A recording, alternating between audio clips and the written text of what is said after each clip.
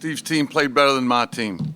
From the opening tip to the end of it, I congratulate the Demon Deacons. We'll be better. Have to be better.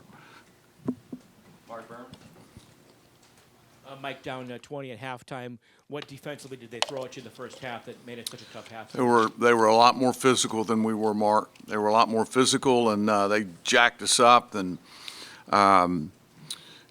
consequently, timing is poor. Consequently, the timing is not. The ball isn't arriving on time.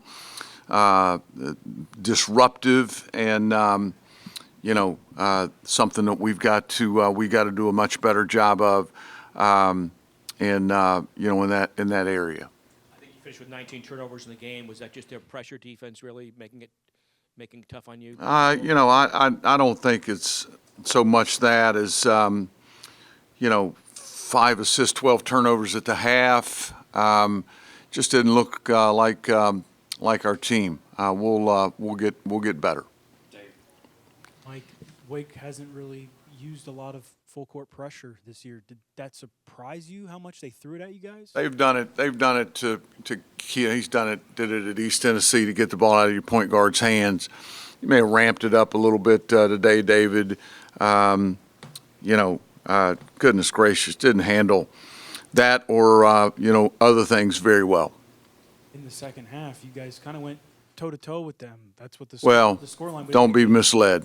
All right, when you get your ass beat by 20 in the first, no consolation prizes for playing better basketball. Pardon me, young lady.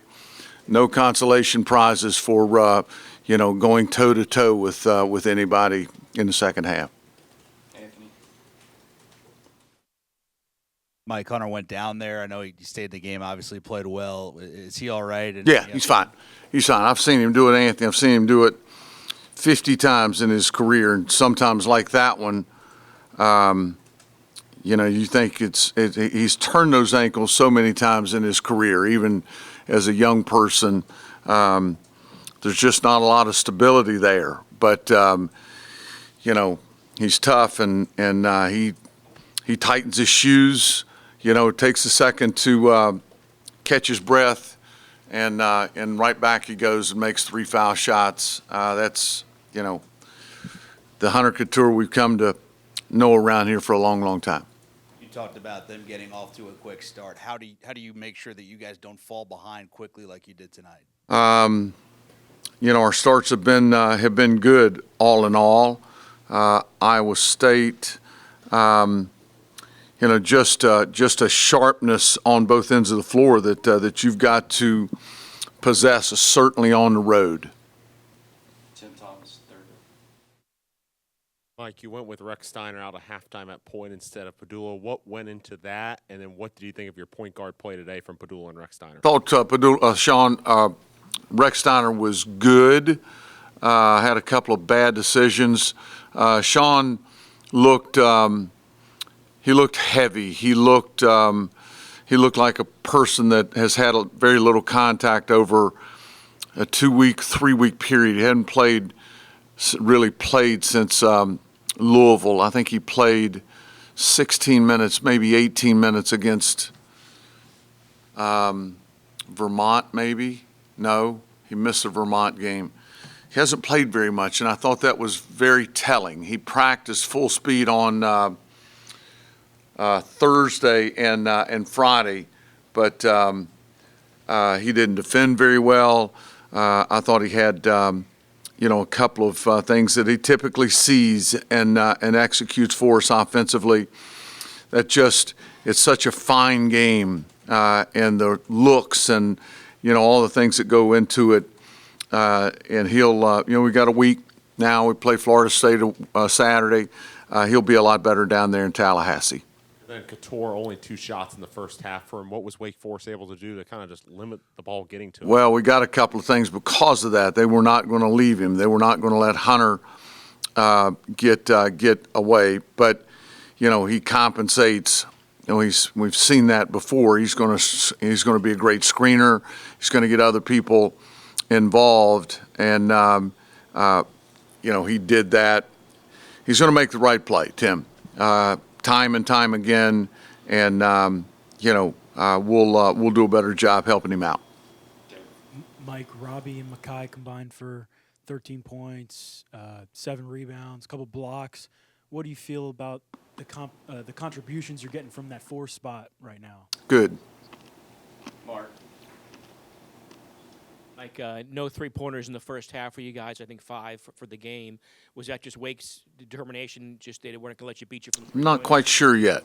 0 in the first half. It's a big part of what we do. Is that something that I'm to blame for? I would like to go back and see it tonight and have a better, feel, a better understanding of what exactly I saw. Yeah, I mean, they got after us, got after the ball, but that's not typical of our teams to, not have better success from 3. So I'll see it tonight. On the flip side, with Wake's offense, they've got a lot of weapons. What were you kind of hoping to do defensively? Well, your transition defense has got to be really good. Ours was okay, not quite good enough, and you got to guard the ball. And then Steve got to a point where he just spread the floor out and drove it with Salas and Heldreth and Miller. And he found some things with Carr that he liked, and they outplayed us. Needless to say. You mentioned Wake's guards. Given how far you and Steve go back, is there a common thread between some of the guards that Steve has and the offense that he runs Yeah. through them? Yeah, he's always had great guards. Geelon, Gwynn, and he's had a bunch of them.